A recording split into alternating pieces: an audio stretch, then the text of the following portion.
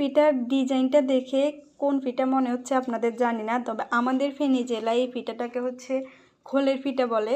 মানে ওই যে সাইয়া পিঠা যেটা মানে গোল গোল করে বানায়, ওইটার সাথে এটাও আমার আম্মু বানাইতো।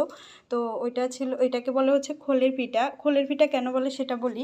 সেটা হচ্ছে এই যে এটা দেখতেছেন, এটা হচ্ছে কলা গাছের যে ছাল থাকে না, কলা গাছের ওই ছালটাকে উঠিয়ে হচ্ছে মানে কলা গাছের কি বলে এটা আমি বুঝতে পারতেছি না, দেখে বুঝে নেন। এটা হচ্ছে উপরের কিছুটা অংশ নিয়ে উপরের এটা হচ্ছে উঠাই দিছি। এটা তো একদম প্লেন থাকে, উঠানোর পর ভিতর থেকে এই ডিজাইনটা বাইর হয়।